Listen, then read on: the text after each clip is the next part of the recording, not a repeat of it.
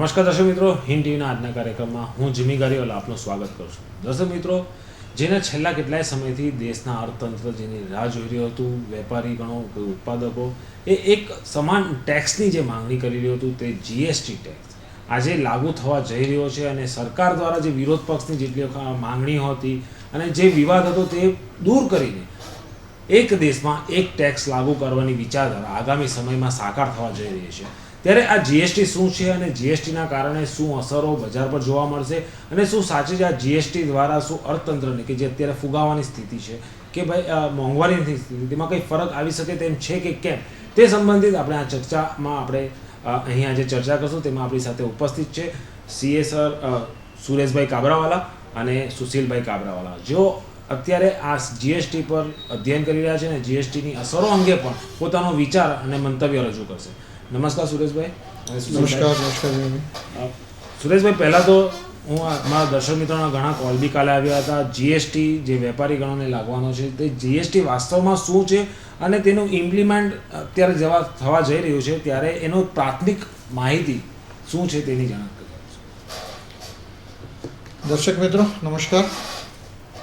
આ જીમીભાઈ જે જીએસટી માટેની પ્રશ્નો આજે પૂછે છે અને બધાના મનમાં પ્રશ્નો તો છે જ કે આ જીએસટી શું આવી રહ્યું છે અને એટલું બધું કોંગ્રેસ અને પોલિટિકલ ઇન્ટ્રેક્શન વધી ગયું છે કે હાઈ ટેન્શનમાં છે, શું છે. બેસિકલી આપણે જીએસટીની જ્યારે વાત કરીએ તો હમણાં જે કેન્દ્ર સરકાર અથવા તો રાજ્ય સરકાર જાતના અપ્રત્યક્ષ કરવેરા લે છે આપણી પાસેથી, ડાયરેક્ટ ટેક્સીસમાં અને ઇનડાયરેક્ટ ટેક્સીસમાં. તો આ બધું ઇનડાયરેક્ટ ટેક્સીસનો પાર્ટ છે અને આ અપ્રત્યક્ષ કરવેરામાં સેલ્સ ટેક્સ, જેને હવે વેટનું નવું નામ મળ્યું છે છેલ્લા વર્ષોમાં, એ વેટ અથવા તો બીજા કેન્દ્રીયમાં આપણે ગણીએ તો એક્સાઇઝ ડ્યુટી અને એક્સાઇઝ ડ્યુટીની સાથેની બીજી જેમ સર્વિસ ટેક્સ, હવે નવો જે છેલ્લા 10-12 વર્ષથી આવી રહ્યો છે સર્વિસ ટેક્સ છે. આ બધા જે એક્ટ કાયદા અંતર્ગત જે ટેક્સ લેવાય છે એ જુદા જુદા વિભાગો સંભાળે છે અને એક વેપારીને જુદા જુદા વિભાગો પાસે જવાનું રહે. ક્યારેક કોઈ એક ઇન્સ્પેક્ટર આવે કે આજે એક્સાઇઝવાળો આવી ગયો, તો કાલે કે સેલ ટેક્સવાળો આવી ગયો, કાલે વેટવાળો આવી ગયો. એ બધાનું એક કોમન માળખું તૈયાર થાય અને એક વેપારીને સિંગલ પર્સન સાથે ઇન્ટરેક્ટ કરવાનો વારો આવે, એના માટે આ જીએસટી એટલે ગુડ્સ એન્ડ સર્વિસીસ ટેક્સ. એટલે ગુડ્સનું હેતુ આવી ગયો સેલ્સના લીધે અને સર્વિસ આવી ગયો સર્વિસીસના લીધે. આ બંનેનું મર્જર થઈને એક સિંગલ કોમન ટેક્સ આ લેવામાં આવી રહ્યો છે, એને જીએસટી નામ પાડવામાં આવ્યું છે. સર, જે ગુડ્સ એન્ડ સર્વિસ ટેક્સની વાત આવે તો એની માની લો કે આજે કોઈ બિઝનેસ કરવા માટે આગળ આવી રહ્યો છે, નવો બિઝનેસ શરૂ કરવા રહ્યો, તો એને ઘણી જગ્યાઓ પરથી કાયદાકીય રીતે સરકારી વિભાગોમાંથી પરમિશન લેવાની થતી હોય છે. તો જીએસટી લાગુ થયા પછી એ કાર્યવાહી એમની એમ જ રહેશે કે પછી એક જ સિંગલ હેઠળ એમને એપ્લાય કરવાનું રહેતું હોય છે? એના માટે અત્યારે એવું છે કે આપણે વેટ અને સર્વિસ ટેક્સ કાં તો એક્સાઇઝ બધાના જુદા જુદા 3 ડિપાર્ટમેન્ટ છે બ્રોડલી, ને એ 3 ડિપાર્ટમેન્ટમાં જુદા જુદા રજિસ્ટ્રેશન લેવા પડે આપણને.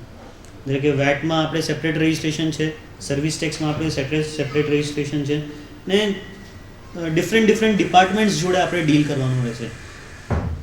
અત્યારે જે બધા આ ડિપાર્ટમેન્ટમાં નંબર છે ને જે બી છે તે જીએસટી અંતર્ગત કોમન નંબર આવી જશે બધાને, ને એક જ નંબર મળશે એ લોકોને, જેને કહેવાશે GSTIN, goods and service tax identification number. એ જીએસટીઆઈએન એટલે જે પ્રોસેસર છે તે એની અંદર એની અંદર આવી જશે. હવે સિંગલ સર્ટિફિકેટ એનું 180 દિવસનું એ લોકોએ ટેમ્પરરી ફેઝ કે ટેમ્પરરી પીરિયડ આપ્યું છે. એની અંદર આ બધા ઓલ્ડ જે નંબર્સ છે તે બધા એની મર્જ થઈ જશે અને તમને એક સિંગલ નંબર મળી જશે. જેમ સુશીલભાઈ કીધું ને કે લોકોને એમ થાય કે આજે તો અમારી પાસે ટીન નંબર છે જ, અમારી પાસે એક્સાઇઝનો નંબર બી છે, સર્વિસ ટેક્સનો નંબર બી છે, તો એ બધાનું શું થશે? તો એ આમાં જીએસટી કાયદામાં એ બધું આવશે, જે જીએસટી લો આવશે કે આ બધા નંબર મર્જ થઈને એક સિંગલ નંબરમાં કન્વર્ટ થઈ જશે. આના માટે તમારે ખાલી એક એપ્લિકેશન કરવી પડશે અને બધા નંબર કન્વર્ટ થઈને મર્જ થઈ જશે. એટલે કે યુનિક નંબર અને આ યુનિક પાન બેઝડ નંબર આવશે. એટલે જીએસટીમાં કોઈને નંબર લેવાનો આવશે ત્યારે એને સૌથી પહેલાં પાન લેવું પડશે. પેન નંબર પેન વગર હા એનો નંબર નહીં મળશે જીએસટી. પેન નંબર લીધા આફ્ટર એને જીએસટી તો એને સૌથી પહેલાં પેન નંબર લેવું પડશે અને પેન નંબર લઈને પછી જીએસટી માટે એપ્લાય કરવું એટલે પડશે. બીજી બધી પાંખોમાં જવાની જરૂર. કોઈ નહીં. જગ્યાએ નહીં. અને સર જીએસટીથી વાસ્તવમાં આપણે ઇન્ડિયન ઇકોનોમી પર શું અસર જોવા તમે વિચારો છો કે શું થઈ શકે? જો જીમીભાઈ અને દર્શક મિત્રો, જીએસટીની ઇકોનોમી પર જે અસર છે ને, આને આપણે એક સિંગલ લાઇનમાં ન કહી શકીએ. Actually sales tax, excise duty એ બધા આજે પણ લાગુ છે અને જીએસટી આવ્યા પછી પણ લાગુ રહેશે, પણ એનો સિસ્ટમ બદલાઈ જશે. હમણાં હવે એક્સાઇઝ ડ્યુટી અમે 15% ભરીએ છીએ, પછી એના ઉપર 5% વેટ ભરીએ છીએ અને પછી 3% બીજો ટેક્સ ભરીએ, આમ મળીને ટુકડેમાં આપણે 18-20%, 25% ભરીએ છીએ. હવે સિંગલ ભરવાનું છે. એ હવે એના માટે સરકારે કાયદો લાવ્યા છે કે ભાઈ અમે સિંગલ રેટ જે નક્કી કરીશું તેમાં અમારું રેટ 15-15% નજીક મેક્સિમમ રહેશે અને એટ ધી મોસ્ટ 18% સુધી જઈ શકે છે. તેનાથી વધારે હવે નહીં થાય. તો એટલે જ્યાં 20-25% સુધી ટેક્સ જતો હતો એ હવે 18% સુધી આવી જશે. તો ઘણા કેસીસમાં જ્યાં ટોટલ ટેક્સ ઇફેક્ટ 20 કે 25-30% હતું તે ઘટીને 18% પર કે 15% પર આવી જશે અને જેનું 5% કે 7% હતું તે 18% પર આવી જશે, 15% પર આવી જશે. એટલે almost it will be an equal size. અને જે ઘટબડના લીધે લોકોને એક આવું હતું કે આજે દમણમાં ઓછો સેલ ટેક્સ છે તો આપણે ગાડી ત્યાંથી પરચેઝ કરતા હતા, તમને ખ્યાલ છે જૂની ટાઈમમાં, કે ચલો આજે દમણના રજિસ્ટ્રેશન નંબરની ગાડી લઈએ ત્યાં આપણે 10% એક્સાઇઝ બચે છે. એ બધું નીકળી જશે. હવે every one will be equal. એટલે દમણમાં બી જે કિંમત છે તે કિંમત સુરતમાં એટલે મળે. અત્યારે તમે જોતા હશો કે હિમાચલ પ્રદેશ બધી એ બધી જગ્યાએ લોકોને ટેક્સ હેવન છે, ત્યાં tax સેલ્સ ટેક્સ બી માફ છે, એક્સાઇઝ બી માફ છે. તો મેક્સિમમ ફાર્મા કંપની છે તે ત્યાં આગળ બધાનું મેન્યુફેક્ચરિંગ યુનિટ છે, તો એ લોકોને કોસ્ટિંગ ઓછી પડે છે. તો હવે આ જીએસટી લાગુ થયા પછી એ ટેક્સ હેવન ત્યાંથી નીકળી જશે.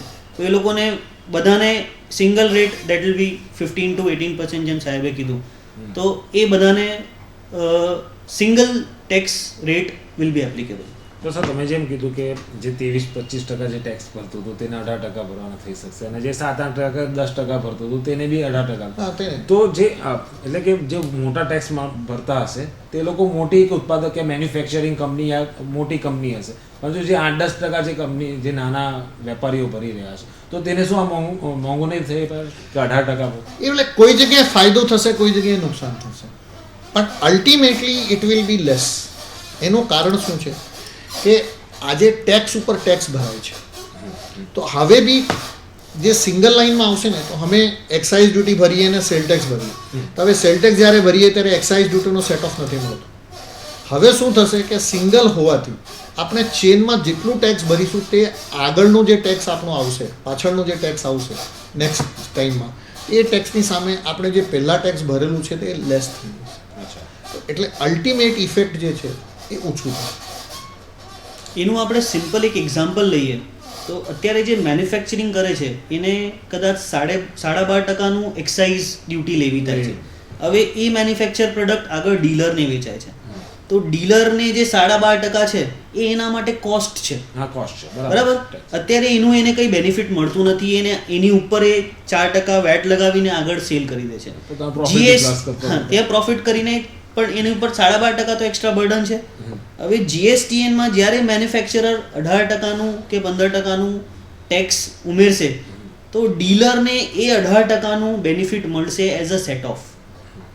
જ્યારે એ એનું પ્રોફિટ ઉમેરીને આગળ મટીરિયલ સેલ કરશે તો એને એ 18%નું જે મેન્યુફેક્ચરિંગ યુનિટે એક્સાઇઝ કે જીએસટી લેવી કરી છે એનું એને સેટ ઓફ મળી જશે. તો એને ખાલી ડિફરન્શિયલ જ ડ્યુટી પે કરવાની રહેશે, જે અત્યારે નહીં મળતું હતું આપણને. સુરેશભાઈ, ખાસ હું પૂછીશ કે કયા ટેક્સ એક ટેક્સની છાવણીમાં આવે છે, કે એટલે અમરેલા એ ટેક્સના અમરેલા નીચે આવે છે? હા, એમાં ઘણા બધા ટેક્સ છે, હું તમને લિસ્ટ આઉટ કરી દઉં કે દર્શક મિત્રો સુરેશભાઈ પાસે જે જાણકારી એમને આપે છે તેમાં જે ટેક્સો આ જીએસટી હેઠળ આવી રહ્યા છે તે અંગેની જાણકારી આપી રહ્યા છે, પરંતુ એ જે ટેક્સીસ છે તે 18%ની અંદરમાં બાયફર્કેશન કરી દેવામાં આવશે. હા, એ બધા ટેક્સ એમાં સબઝ્યુમ થઈ જશે અને કમ્પ્લીટ એક જ છત્રીની અંદર આવી જશે. એટલે જેથી આ કયા ટેક્સીસ છે તે અંગેની જાણકારી સુરેશભાઈ આપે તો પ્લીઝ આપ પણ ધ્યાનથી જરા સાંભળી લેશો. આપણે હમણાં વેટ ભરીએ છીએ, વેટ એમાં આવરી લેશે. એક્સાઇઝ ડ્યુટી સેપરેટ ભરીએ છીએ તે એમાં આવી જશે, સર્વિસ ટેક્સ અમે સેપરેટ ભરીએ છીએ તે એમાં આવી જશે. આ 3 મેઇન તો બધા લોકો સમજે છે કે વેટ, સર્વિસ ટેક્સ અને એક્સાઇઝ ડ્યુટી. પણ આ સિવાય પણ ઘણા બધા નાના મોટા ટેક્સ એક વેપારીને લાગુ પડે છે. એ કેવા ટેક્સ છે? એડિશનલ એક્સાઇઝ ડ્યુટી છે, કાઉન્ટરવેલિંગ ડ્યુટી છે, સ્પેશિયલ એક્સાઇઝ ડ્યુટી છે, પછી જે એન્ટરટેનમેન્ટ ટેક્સ છે જે સેન્ટર દ્વારા લગાવવામાં આવે છે, એન્ટરટેનમેન્ટ ટેક્સ છે. આ બધા ટેક્સીસ બી એમાં મર્જ થઈ જવાના અને હવે એ સિવાય બીજો કોઈ ટેક્સ આપણે ઉપર લાગુ પડવાનો નથી. બધા ટેક્સ એમાં આવી જવાના. એક્ઝામ્પલ એમાં લઈએ અમે- તો આપણે ઓક્ટ્રોય, ઓક્ટ્રોયમાં આવી ગયો, લક્ઝરી ટેક્સ એમાં આવી ગયો, એન્ટ્રી ટેક્સ, એન્ટ્રી ટેક્સ આમાં આવી ગયો, એન્ટી ડમ્પિંગ ડ્યુટીની કોઈ સ્પેસિફિક જોગવાઈ ટ્રાન્સપોર્ટેશન નથી. ટેક્સ ને જે જે ટ્રાન્ઝેક્શન ઓક્ટ્રોય- ટેક્સ ઓક્ટ્રોય છે. ટ્રાન્ઝેક્શન ટેક્સ એ તો સિક્યુરિટી ટ્રાન્ઝેક્શન છે, એ બધા તો શેર્સ પર લાગે એ તો છે, એ shares નહીં પર આવશે. લાગે છે, એ જુદું છે. એ એટલે આ બધા મતલબમાં આટલા ટેક્સો એક જ ટેક્સ એ બધા એમાં આવી જશે કમ્પ્લીટ. અને સર ખાસ કરીને જ્યારે જીએસટીની હવે વાત આવી એ સાંભળવા મળી છે કે તે ઓનલાઈન ફિલઅપ કરવાનું રહેશે, તો એ સિસ્ટમ કઈ રીતની રહેશે? એ તો 100% દર્શક મિત્રો કમ્પ્યુટર લિટરેટ થવું જ પડશે. કોમ્પ્યુટર લિટરેટ થવા વગર કોઈ છૂટકો નથી. અને જે કંઈ વેપારીઓ છે કાં તો એને કમ્પ્યુટર લિટરેટ પર્સનની સેવા લેવું પડશે, અદરવાઇઝ એને જાતે કમ્પ્યુટર લિટરેટ બનવું પડશે. અને 100% કમ્પ્યુટરાઇઝ સિસ્ટમ દ્વારા જ આખું જીએસટીનું માળખું તમારું કાર્યાન્વિત થશે. એમાં બીજો કોઈ રસ્તો નથી, મેન્યુઅલને કોઈ જગ્યા નથી. 101%. સુશીલભાઈ, આની કઈ નેગેટિવ ઇમ્પેક્ટ શું આવી શકે ભવિષ્યમાં કે જેથી કરી આ જે સરે કીધું કે ભાઈ ઓનલાઈન જ તમારે રહેવું પડશે, તો તેના માટે પણ કંઈક કાર્યવાહી શું કરી પણ શકાય? એની નેગેટિવ ઇમ્પેક્ટ આપણે નહીં કહેવાય, હું એને પોઝિટિવ વેમાં જ લઈશ. આ બધી જે પ્રોસિજર ચાલે છે, ઓનલાઈન એક્ટિવિટીઝ જે થશે એમાં, એ બધી પોઝિટિવ એક્ટિવિટી એટલે એ માટે લઈએ કે અત્યારે આપણે ડિપાર્ટમેન્ટમાં જઈને ઘણી બધી વર્કિંગ કરવી પડે કે આવું નથી થયું સાહેબ, આવું કરી આપો સાહેબ, આવું કરી આપો. હવે એ બધી વસ્તુઓ નીકળી જશે. આપણે સિસ્ટમ પર બેસીને આપણે ઘર બેઠા કઈ બી મિસ્ટેક થાય, Office કઈ માં બી બેસી પ્રોબ્લેમ જવું. થાય, એ જે ગ્રાહક છે કે જે બી મેન્યુફેક્ચરર છે કે જે બી ડીલર છે, એ પોતે એ બધી વસ્તુઓ ચેન્જ ને મોડિફાઈ કરી શકશે. તો ઓનલાઈનમાં આ બેનિફિટ છે. અત્યારે આપણે કેવું પડે સાહેબ સીટ પર નથી બેઠા, આ કામ આજે નહીં થશે કે 4 દિવસ પછી થશે કે 6 દિવસ પછી થશે, એ બધી વસ્તુઓ નીકળી જશે ને ઓનલાઈન થવા માટે આપણે ચૂટકીઓમાં કામ કમ્પ્લીટ થઈ જશે. અને ઘેર બેઠા થશે. પણ સર, જે હું મારો શબ્દ કહેતો કે જે આગામી અત્યારની જે પેઢી છે તેને તમામને ઓનલાઈન કે કમ્પ્યુટર સાથે હજુ બી અટેચ નથી. હા, હજુ ન્યૂ જનરેશનની વાત કરીએ, ન્યૂ જનરેશન જે મેન્યુફેક્ચર છે તે લોકો કમ્પ્યુટરાઇઝ કામ કરે છે, પરંતુ જે આગળની અત્યારની આપણી સુરતની જ ખાસ વાત કરીએ તો ટેક્સટાઇલમાં ઘણા એવા લોકો છે કે આજે વર્ષો પુરાણી પોતાની સિસ્ટમથી કાગળ કઈ રીતે કામ કરતા હોય છે, તો એ લોકો માટે કઈ રીતની ફેસિલિટી ઊભી કરી શકે? એ તો ચોક્કસ એમાં શું છે જીમીભાઈ, તમે સમજી લો કે ઓનલાઈન તો આજનો એક શું Smart કહી શકે કે technology નો. ના પ્લેટફોર્મ એવું છે કે જેની સાથે કોઈ આપણે છૂટકો નથી. ઇટ્સ એન અનિવાર્ય નેસેસિટી થઈ ગઈ છે, એકદમ નેસેસિટી. જેમ આપણે માનીએ કે કાપડ પહેરવાનું છે, પેન્ટ શર્ટ પહેરવાના છે, તે રીતે આપણે જમવાનું છે 2-3, એ રીતે હવે કોમ્પ્યુટર લિટરેસી તો આપણી કરવી જ પડશે, તે સિવાય કોઈ રસ્તો નથી So, આવે. એનું- અને કમ્પ્યુટર લિટરેસી આવશે ને તેનાથી ફાયદો ઘણો થવાનો. આજે ધારો કે આપણે ઇન્કમ ટેક્સના લઈએ, ઓનલાઈન રિટર્ન બધા થઈ ગયા છે. અમે ઘેર બેસીને અમારા ઓફિસમાં રાતના 11 વાગ્યા સુધી પણ રિટર્ન કરીશું. અમને 8 વાગ્યા સુધી ત્યાં લાઈન લગાવવાની જરૂર નથી, ઇન્કમ ટેક્સમાં જવાની જરૂર નથી, સ્ટાફને કંઈ કહેવાની જરૂર નથી. તો એ બધા ફાયદાઓ છે. એટલે સરકારી બોધરેશન બી એક હા. વર્કિંગનું બોધરેશન બી ઓછું થયું. ઓછું છે, ઘણું ઓછું. ઇન્ટરફિયરન્સ જે ઓફિસર્સ અને ડિપાર્ટમેન્ટનું જે વર્કિંગમાં ઇન્ટરફિયરન્સ છે તે બધું નીકળી જશે.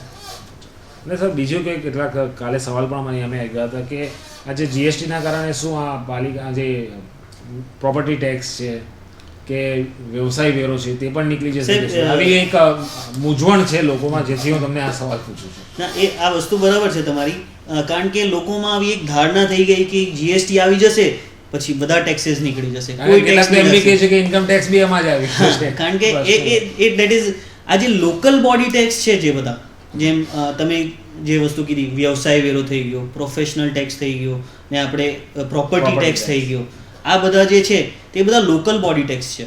તો એ લોકલ બોડીને ઓથોરિટી છે ને એ બધા આમાં સબસ્યુમ થશે નહીં, આ બધા એમાં મર્જ થશે નહીં. ઇન્કમ ટેક્સ એ જુદી જ વસ્તુ છે, એ તો તમારી આય પર લાગે એટલે એ તો સેપરેટ જ રહેવાનું છે, એને ઇનડાયરેક્ટ ટેક્સથી કંઈ લેવા દેવા નથી. અને સર તમે આખા જીએસટીનો માળખાનો અભ્યાસ કર્યો છો, તો એ શું છે અને કેવી રીતે અસર કરે છે, અને ઇકોનોમી જે અત્યારે કદાચ મેં ન્યૂઝપેપરમાં જ આર્ટિકલ વાંચ્યું હતું કે ફુગાવાને કાબૂમાં રાખવા માટે કદાચ મદદરૂપ થઈ શકે આ જીએસટી, એવી વાતો પણ સાંભળી. તો શું છે વાસ્તવમાં જીએસટી અને એની ઇમ્પેક્ટ? ફુગાવાના જે જીએસટીના ઇમ્પેક્ટ હોય તે તો હવે ફુગાવા જે છે ને તે ડિમાન્ડ સપ્લાયના લીધે વધારે ઇમ્પોર્ટન્ટ છે. જીએસટીથી કંઈ ડિમાન્ડ સપ્લાયમાં કોઈ ઇફેક્ટ પડશે એ મને નથી લાગતું. જીએસટી કાયદો એટલું જ છે કે તમારે વેપારીને એક કામ કરવામાં સહુલિયત થશે, સગવડ થશે, ઇઝ ઓફ બિઝનેસ થશે, કન્વિનિયન્સી આવશે, અને એ કામ વધારે કરશે તો ડેફિનેટલી તમે બિઝનેસમાં વધારે ધ્યાન આપી શકશો, વધારે બિઝનેસ પર ફોકસ કરી શકશો. સિંગલ લાઇન પર રિટર્ન ભરવાની છે એટલે તમારે દર મહિને તમારે 2-3 કન્સલ્ટન્ટ પાસે જવાની જરૂર નહીં રહેશે, એક જ કન્સલ્ટન્ટ તમારું બધું કામ કરી આપશે. તો you will B having more time to focus on your business, અને બિઝનેસ વધશે તો ડેફિનેટલી ઇકોનોમી વધશે, અને ઇકોનોમી વધશે તો બેનિફિટ મળશે. એટલે જીએસટીના આ ટેક્સના કારણે કદાચ એવું બની શકે કે આ બધા વેપાર ક્ષેત્રે લોકોનું આવવાનું વધે અને જે મૂંઝવણો જે દૂર થઈ જાય એ દૂર થઈ જાય, અને થોડીક રોજગારી વધશે, હું તો એમ માનું છું. કારણ કે કોમ્પ્યુટર લિટરેટ લોકોની જરૂરિયાત વધી જશે એમાં. બિઝનેસ કારણ કે વધવાનો એક બિઝનેસમાં લોકોને જરૂર પડશે, કારણ કે હવે કોમ્પ્યુટર જેમ તમે કીધું કે જે જૂના નથી છે, કરી શકતા. ઓલ્ડ એજ છે, એ લોકોને કોમ્પ્યુટર એટલું બધું આવતું નથી, અથવા આવે તો પણ છે પણ કોઈને કોઈ તો માણસ રાખીને જ કામ કરાવવું પડશે, કે પોતે તો નથી કરી શકતા. એટલે કોમ્પ્યુટર લિટરેટ લોકોની રોજગારી વધશે. સાહેબ, એમાં ખાલી એક વસ્તુ હજુ એડ કરીશ કે જે બિઝનેસ ડેવલપમેન્ટની વાત થાય છે આપણી અત્યારે, બિઝનેસ ડેવલપમેન્ટ એવી રીતે થશે કે આજે હું ગુજરાતમાં છું, ધારો કે મારે રાજસ્થાનમાં જઈને બિઝનેસ કરવાનું છે, કે કાં તો મધ્યપ્રદેશમાં જઈને બિઝનેસ કરવાનું છે. હવે મને નથી ખ્યાલ કે મધ્યપ્રદેશમાં કયું ટેક્સ લાગુ થાય છે ને કેવી રીતે લાગુ થાય છે, કે રાજસ્થાનમાં કયું ટેક્સ લાગુ થાય છે ને કેવી રીતે લાગુ થાય છે.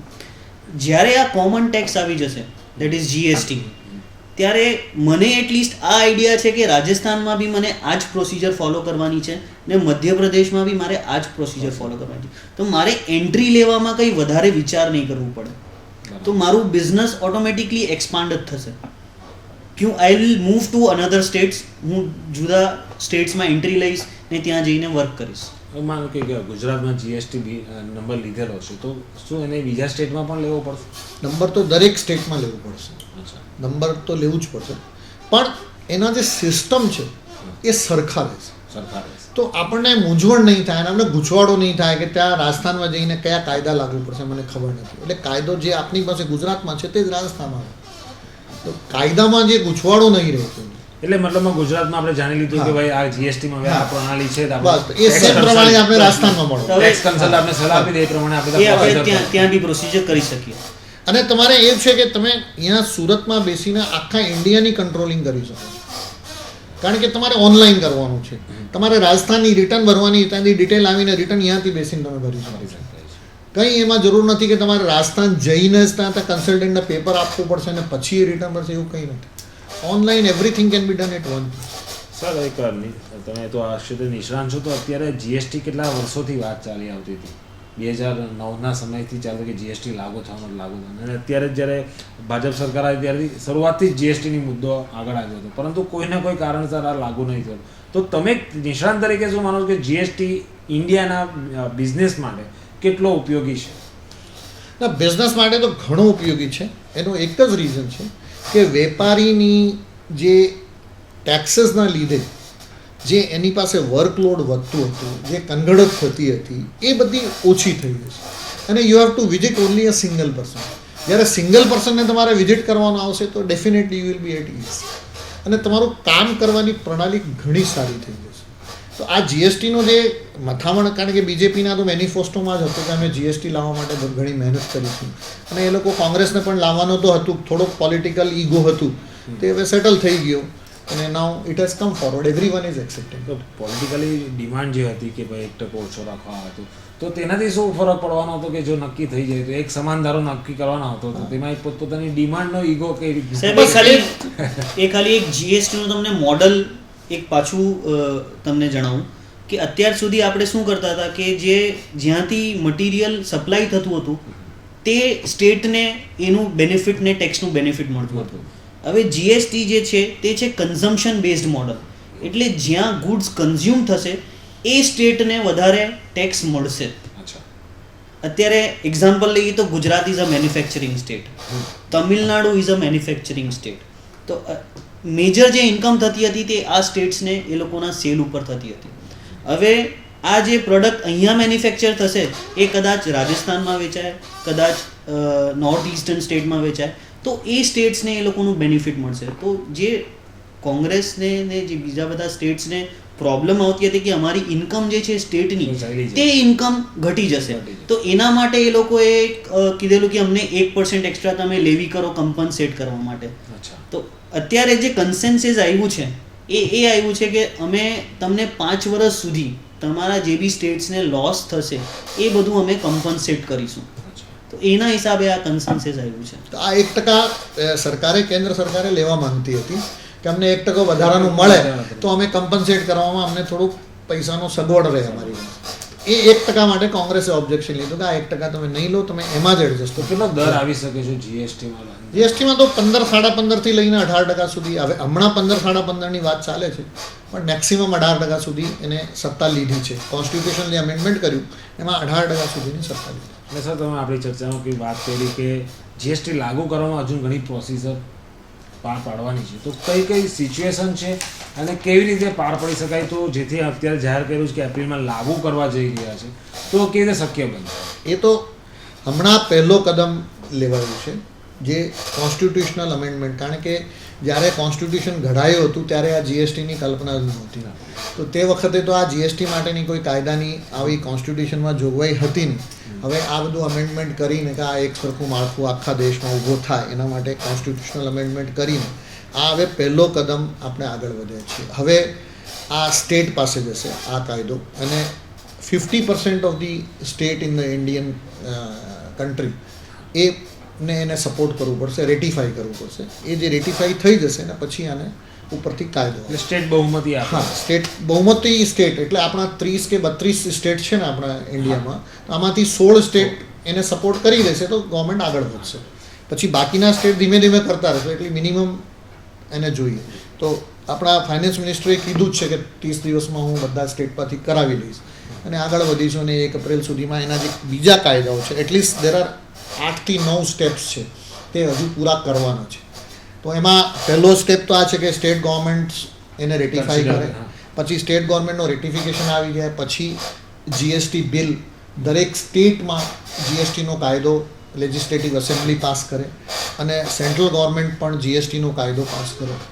એનો સેન્ટ્રલ જે આઈજીએસટી અને સ્ટેટ જીએસટી અને ઇન્ટિગ્રેટેડ જીએસટી, એટલે 3 જીએસટી હવે ઊભા થયા. 3 જીએસટી, એક સેન્ટ્રલ જીએસટી, એક સ્ટેટ જીએસટી અને એક ઇન્ટિગ્રેટેડ, જેને ઇન્ટર સ્ટેટ કહી શકાય લેંગ્વેજમાં. અચ્છા, ઇન્ટિગ્રેટેડ જીએસટી સ્ટેટ સાથેના નહીં, ઇન્ટર સ્ટેટ જે Interstate. એક સ્ટેટના બીજા સ્ટેટ થશે એને આઈજીએસટી કહેવાશે. આઈજીએસટી, જે સ્ટેટમાં થશે એને એસજીએસટી કહેવાશે, અને જે સી, કેન્દ્ર જે લેશે પૈસા એને સીજીએસટી કહેવાશે. તો આ 3 કાયદાઓ પસાર થશે. આ કાયદાઓ પસાર થયા પછી એનો આખો ઇન્ફ્રાસ્ટ્રક્ચર ઊભો કરવો, જેના માટે એ લોકોએ જીએસટીએન કરીને એક નેટવર્ક કંપની બનાવી છે સરકાર. જીએસટી, આ સેક્શન 8માં રજિસ્ટર્ડ થયેલી કંપની છે. આ કંપનીની મારફત આ આખું એનું જે ઇન્ફ્રાસ્ટ્રક્ચર ઊભો કરવાનો આવશે, જે કોમ્પ્યુટરાઇઝડ નેટવર્ક, જેમાં આપણે રેલવેમાં ટિકિટ લઈએ તો આજે આપણે ગમે તે જગ્યાથી ટિકિટ લઈ શકીએ, તે રીતે ઇન્ટરલિંક છે ને બધું. તો આ બધું સ્ટેટ નેટવર્ક ઊભો કરવું પડશે. તો આ નેટવર્ક ઊભો કરવા માટેની એક કંપની છે, તે બધી આખી નેટવર્ક ઊભી કરશે. એક જીએસટી કાઉન્સિલ છે, તે બધા ડિસિઝન લેશે. આ બધાનું કમ્પ્લીટ તૈયારી થશે ત્યારે જઈને ફાઇનલ આ ઇમ્પ્લિમેન્ટેશન આવશે. So it will take its own time, but સરકારે મક્કમ છે. મને લાગે છે કે સરકાર માર્ચ સુધીમાં, ફેબ્રુઆરી જે બજેટ આવે ત્યાં સુધી બધું કમ્પ્લીટ કરી. નેક્સ્ટ ફાઇનાન્શિયલ યરમાં Yeah. Next financial we will see that yes કે આ જીએસટી આપણે 1 એપ્રિલથી લાગુ કરવાનું. સર, વાત ઇકોનોમિક ગ્રોથની આવે છે ત્યારે અત્યારે છેલ્લા કેટલા સમયથી એફડીઆઈ બાબતે બી બહુ ડિસ્કશન થઈ રહ્યું છે, તો શું આ ફોરેન ઇન્વેસ્ટર માટે પણ એક દિશા સૂચન બની રહેશે કે એ લોકોને એક ડેફિનેટલી જીવીભાઈ, ડેફિનેટલી, કારણ કે ફોરેનવાળાએ ટેક્સીસના હિસાબથી ઇન્ડિયન કન્ડિશન્સને બહુ થોડા અઘરા ગણે છે અને એ લોકો કહે કે ત્યાં જઈને અમે તો બહુ ડિસ્ટર્બ થઈ જઈએ છીએ અને આખું અમારે સિસ્ટમ જ નથી સમજતું. પણ now with the GST they will have a common tax, they will have a common platform to work. તો ડેફિનેટલી એ લોકોને હવે થોડીક સગવડ થશે, અગવડની જગ્યાએ સગવડ થશે અને આ સગવડના લીધે એ લોકો વધારે પડતું મેક ઇન ઇન્ડિયાને સક્સેસ કરી શકે છે. કારણ કે મેક ઇન ઇન્ડિયાનો પણ આ જીએસટી એક પાર્ટ છે કે બહારની કંપનીઓ અહીંયા આવીને મેન્યુફેક્ચરિંગ હબ ઊભા કરે કે પોતાના રિટેલ આઉટલેટ ઊભા કરે કે પોતાનો બિઝનેસ ઊભો કરે, તેના માટે definitely they want a better tax network. અને ટેક્સની નેટવર્ક અને ટેક્સનું સિસ્ટમ જે બેટર હશે તો ડેફિનેટલી દે વિલ બી. અગાઉના વર્ષોમાં બી ઘણી વિદેશી કંપનીઓએ આ વાંધો ઉઠાવ્યો છે ટેક્સીસના લઈને. દર વખતે ચેન્જ થઈ જાય, દર વખતે ચેન્જ થઈ જાય, બીજા કંઈ અહીંયા કંઈ જુદું છે ને ત્યાં કંઈ જુદું છે એવું ચેન્જ થઈ જશે. હવે એક કોમન આવી ગયું. તો બૂસ્ટર તરીકે જોવાય ખરું જીએસટી? એકદમ ડેફિનેટલી ઇન્ટરનેશનલી એક્સેપ્ટેડ સિસ્ટમ છે અને હવે આપણે ઇન્ડિયામાં પણ આવી રહ્યો છે અને definitely it will be booster. સુશીલભાઈ, જે એમને વાત કરી કે ફોરેન ઇન્વેસ્ટરોને પણ આ વસ્તુ એક સગવડ ભર્યું બની રહેશે, તો ફોરેનમાં જેટલા દેશોમાં જીએસટી લાગુ છે ત્યાં આગળ આની કેટલી ઇમ્પ્લિમેન્ટ જોવા મળી છે અને શું બિઝનેસમાં કેટલું રિલાયેબલ આ વસ્તુ જોઈ છે? ઓલમોસ્ટ યુરોપિયન કન્ટ્રીઝ આપણે જઈએ તો ત્યાં બધું જીએસટી ઇમ્પ્લિમેન્ટ છે ને જે ફેડરલ સ્ટ્રક્ચર છે ત્યાં આગળ બી બધું જીએસટી ઇમ્પ્લિમેન્ટ છે. ઇન્ડિયામાં આ ફેડરલ સ્ટ્રક્ચર તરીકે જ જીએસટીનો ઇમ્પ્લિમેન્ટેશન છે કે વી હેવ ડિફરન્ટ સ્ટેટ્સ અને we have a common body to monitor those states. તો બધા ઇટ વિલ મૂવ, બહુ ઇઝીલી મૂવ થશે ને ફોરેનમાં તો આ સિસ્ટમ જે છે તે પ્રોપરલી સક્સેસફુલ સિસ્ટમ છે, જીએસટીની જે સિસ્ટમ છે ને આપણે ત્યાંથી જ થોડુંક ઘણું બોરો કર્યું છે ને અહીંયા ઇમ્પ્લિમેન્ટ કરવાની અમે કોશિશ કરીએ છીએ. હવે સુરેશભાઈ, જ્યારે તમે પણ તે બેઠા છો, તમારી પાસે બી ઘણા વેપારીઓ મેન્યુફેક્ચર આવતા હોય જીએસટીના લઈને, કારણ કે છેલ્લા કેટલા સમયથી જ્યારે મુદ્દો ચાલતો તો શું કન્ફ્યુઝન એ લોકોમાં તમે જોયું છે અને તમે કેવી રીતના આખી સિસ્ટમ આજુ પણ કોઈ લૂપફોલ્ટ જોતા હોય તો એ જણાવો.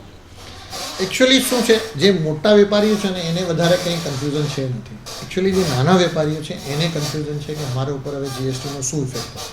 અને આપણે સુરતની વાત કરીએ તો આજે જેમ કાપડનો વેપાર છે, મોટા ભાગનો એક આપણો 1/3 હિસ્સો આપણો કાપડના ભાગનો કાપડનો વેપારી છે. હવે કાપડનો વેપારી ઇન્કમ ટેક્સ સિવાય આજે કોઈ ટેક્સ ભરતો નથી, કોઈ ટેક્સ લાગતો જ નથી એને. એટલે now they have to come with the tax. આજે ટેક્સ એના ઉપર લાગુ પડશે તો એ લોકો બધાના એક નવો એના માટે તો નવો સબ્જેક્ટ થઈ ગયો અને એના માટે એક નવી જોગવાઈ થઈ ગઈ. તો એ લોકો માટે થોડુંક એ છે કે ભાઈ મારે અગવડ ઊભી થશે, કારણ કે ટુડે વી આર ફ્રી. આપણે એક ઇન્કમ ટેક્સ ભરીને રિટર્ન વર્ષે દાડે અને બાકી બધા છૂટા.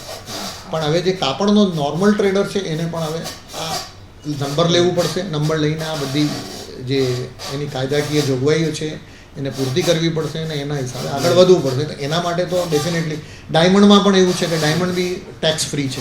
આજે કોઈ જાતનું ટેક્સ લાગતો નથી સિવાય ઇન્કમ ટેક્સ ભરવા સિવાય. તો એ લોકો જે પર્ટિક્યુલર સુરતનો ગણીએ તો ડેફિનેટલી એક એક્સ્ટ્રા વધારાનું બોજ વેપારીઓ ઉપર આવશે. એટલે સુરતના ઉદ્યોગ પર થોડો બોજો આવી ગયો. એ બોજો આવશે જ ડેફિનેટલી, એમાં કોઈ સવાલ નથી. એને બી આપણે કહીશું કે ફાઇનાન્શિયલ બોજો નહીં પણ આવશે. ફાઇનાન્શિયલ બોજો નહીં આવશે. એ સુરેશ સુશીલ જે કહે છે તે ફાઇનાન્શિયલ બોજો એટલા માટે પર તો બોજો આવશે નહીં ના સાહેબ, નહીં આવે. એ કામનો બોજો આવશે. કારણ કે આજે એ લોકો કાપડ પર જે માલ વેચી રહ્યા છે, જે એક્સાઇઝ ડ્યુટી યાર્ડ ઉપર તો લાગે જ છે, પ્રોસેસ પર વેટ લાગે છે, એ બધાનો કોઈ બેનિફિટ તો હજુ મળતો નથી. તો જ્યારે એ કાપડ પર ધારો કે 15% કે 10% કે 12% જીએસટી આવ્યું તો જે ઓલરેડી એક્સાઇઝ અને જે ભરેલું છે યાર્ડ ઉપર તે મજરે મળી જશે. તો એટલે almost it will B 1 or 2%. Effectively financial burden નહીં, ફાઇનાન્શિયલ બર્ડન નહીં, working burden working burden develop થશે. હવે કાયદાકીયનો બર્ડન આવે તો ડેફિનેટલી એ બર્ડન કામ નથી કર્યું તે હવે કરવું પડશે. ડેફિનેટલી આ બર્ડન તો થશે. એમાં એવું થઈ શકે કે જીએસટી અમુક બિઝનેસ રિલેટેડ ધારો લાગુ થઈ શકે કે ભાઈ આ ધંધા માટે આટલો જીએસટી, એવું કંઈક ખરી વ્યાખ્યા? હા, એ બી કંઈ આવશે એમાં જુદા જુદા સ્લેબ આવશે. કદાચ કોઈ પર્ટિક્યુલર ઇન્ડસ્ટ્રીને એ લોકો લોઅર સ્લેબમાં આપી દે કે તમને 2% થી 6% જીએસટી લાગુ થશે. જેમ અત્યારે એક્સાઇઝ તમે જ્વેલરી જોશો તો જ્વેલરીમાં 1% એક્સાઇઝ છે. ટેક્સટાઇલમાં આપણે વાત થાય છે કે 1% એક્સાઇઝ લાગુ થશે. તો એવી રીતે ત્યાં બી થોડુંક ઘણું સ્લેબ આવશે. દે હેવ અત્યારે એ બધું ક્લિયર નથી થયું છે પણ એ આવશે ડેફિનેટલી. એટલે જ વાત છે કે ઇન્ડસ્ટ્રી ઇન્ડસ્ટ્રી ઇન્ડસ્ટ્રી વાઇઝ તો રેટ સ્ટ્રક્ચર તો ચેન્જ આવશે જ. આ નથી કે બધા પર 15% આવી જવાનું. હા બરાબર. It's an average rate. આનાથી વધારે નહીં જાય, ઓછું થઈ શકે છે અને એનાથી વધારે નહીં જાય. સર્વિસ ટેક્સ વાળા જે 15% હા એ હવે આજે 15% સર્વિસ ટેક્સ છે અને પછી બીજો કોઈ ટેક્સ ભરતા હોય તો એ 20% પણ જાય છે. તો એ બધું ગણીને હવે 15%ની અંદર બધું આવરી લેવું. સર આ મેન્યુફેક્ચરિંગની આપણે ઘણી વાત કરી, પણ જે સર્વિસ પબ્લિકની જે સર્વિસ રિલેટેડ વસ્તુઓ છે, હોટલ છે કે ભાઈ કે મોબાઈલ સર્વિસીસ છે, તો તેમાં શું થઈ શકે? તેમાં શું એ લોકોને રાહત થઈ શકે કે હજુની? એ તો રેટ ઉપર રાહત જે આવશે તે મળશે ડેફિનેટલી. આજે સર્વિસ ટેક્સ ને વેટ અને બધું મળીને જો રેટ ઓફ ટેક્સ વધારે થતું હોય અને હવે આ સિંગલ આવવાથી જે ટેક્સ ઓછું થશે તો ડેફિનેટલી ઓછું થશે. એટલે હમણાં એમ કહી શકાય કે અત્યારે એવું નહીં કહી શકાય કઈ વસ્તુ સસ્તી થશે ને કઈ એકાદ જગ્યા તો કહી શકાય. ઘણા બધા આપણે લિટરેચર પેપર્સમાં વાંચીએ પણ છીએ કે ભાઈ ઘણી જગ્યાએ ફાર્મામાં ઓછું થશે કે ટ્રાન્સપોર્ટેશનમાં ઓછું થશે કે આ ઓટોમાં વધશે કે આમાં એ બધા છે જ. એ બધા ઓવરઓલ ઇફેક્ટ આવશે જ. પણ અલ્ટિમેટલી જ્યાં સુધી ટેક્સ સ્ટ્રક્ચર નહીં જેને જે 17% થી ઉપર જે ભરી રહ્યા તે વસ્તુની વાત થઈ કે જે 17% લિમિટ છે જ કે આટલામાં આવવાનું જ છે, તે ઉપરના જે છે જે ઉપરના છે તે બધાને ફાયદો છે, તે બધાને રાહત મળવાની જ છે. એમાં બેસિક રાહત જેને મળશે કે અત્યારે જે એક્સાઇઝ બી ભરે છે ને વેટ બી ભરે છે. આપણે ઓટોમોબાઈલ ઇન્ડસ્ટ્રીમાં જોઈએ તો પહેલા એક્સાઇઝ લાગે છે, પછી ડીલર જ્યારે પ્રોડક્ટ વેચે તો વેટ લાગીને પ્રોડક્ટ વેચાય છે. તો એ બધા જ્યાં આ બધા ડબલ ટેક્સેશન કે કાસ્કેડિંગ ઇફેક્ટ જ્યાં આવે છે ટેક્સનું, ત્યાં ડેફિનેટલી બેનિફિટ મળશે. પણ જે પ્રથા આપણે ઇન્ડિયન ઇકોનોમી ને ઇન્ડિયન ગવર્મેન્ટની રહી છે, તો ઇન્ડિયા ગવર્મેન્ટ કોઈ દિવસ આ બધામાં નુકસાન તો નથી જ ભોગવતું. એટલે જેથી કરીને સર્વિસ ટેક્સ જે 15% વસૂલ તે તો બરકરાર જ રાખશે, કારણ કે જે આ બધી ઇન્ડસ્ટ્રીમાંથી જે અત્યારે વેટની કે ટેક્સની જે ઇન્કમ છે તે રેવન્યુ ગુમાવવા રેવન્યુ ગુમાવશે નહીં સરકાર, કારણ કે સરકારને પહેલા જે 100 રૂપિયા પર મળતું હતું એ હવે 150 પર મળશે. 150. એક વસ્તુ એ થઈ ગઈ ને, આજે મેન્યુફેક્ચરર 100 રૂપિયા પર ટેક્સ ભરે, પછી ડીલર 120 વેચે તો હવે સરકારને 120 પર ટેક્સ મળશે. પાછો એ ડીલરથી કોઈ બીજો લઈને હોલસેલર પાછો 150 વેચે તો હવે સરકારને 150 ટેક્સ મળશે, કારણ કે દરેક વેલ્યુ એડિશન પર એને ટેક્સ મળવાનો છે. તો આ ટેક્સ અલ્ટિમેટલી રેટ ઓછો થવા પણ વોલ્યુમ વધશે. કારણ કે એમાં શું છે, અત્યારે જુદા જુદા જે એક્ટ છે, જેમ એક્સાઇઝ છે, એક્સાઇઝમાં 1.5 કરોડની લિમિટ છે. તમે 1.5 કરોડ ઉપર જાઓ તો તમારે ત્યાં રજિસ્ટ્રેશન લેવું પડે. વેટમાં 5 લાખની લિમિટ છે ગુજરાતમાં પર્ટિક્યુલર, કે તમે 5 લાખથી ઉપર જાઓ તો. હવે કોમન સ્લેબ આવી જશે, દેટ ઇઝ 10 લાખ. 10 લાખ એટલે 10 5 લાખ ને 10 lakh. 5 lakh is four northern eastern states અને 10 લાખ બાકી બધા સ્ટેટ્સ માટે. એટલે 10 લાખથી એટલે જીએસટી તમારે તો તમારે જીએસટી માં એટલે 9 લાખનો તમારો વેચાણ થઈ જાય કે સર્વિસ થઈ જાય ટર્નઓવર, તો તમારે રજિસ્ટ્રેશન ટેક્સ બેઝ છે તે વધી ગયો તો ડેફિનેટલી ટેક્સ તો ટર્નઓવર પર ડિપેન્ડ રહેશે કે સિંગલ વે પર. એ ટર્નઓવર સર્વિસ અને સેલ્સ બંનેનું મળીને જે ટર્નઓવર આવશે. તો સુરેશભાઈ, આખરમાં દર્શક મિત્રોને કોઈ આ બાબતના તમે ખાસ ધ્યાન દોરવા માંગતા હો, શું ધ્યાન રાખે અને કઈ રીતની તૈયારી રાખે તેવું કહેવા માંગતા હો? એ વાત વેપારી મિત્રોને ખાસ આટલું જ કહેવાનું છે કે બી પ્રિપેર્ડ ફોર ધ જીએસટી. અને આ જે કોમ્પ્લાયન્સ કરવાનું આવશે જીએસટીનું, આ કોમ્પ્લાયન્સ પ્રત્યે તમારે સજાગ રહેવું પડશે. અને એવરી ટાઈમ રેગ્યુલર કોર્સમાં, કારણ કે જે જીએસટીનો સિસ્ટમ આવી રહ્યો છે તે પ્રમાણે કદાચ તમને 40 રિટર્ન કે 30 રિટર્ન કે 36 રિટર્ન જેવી પણ વર્ષે દાડે ભરવામાં આવે.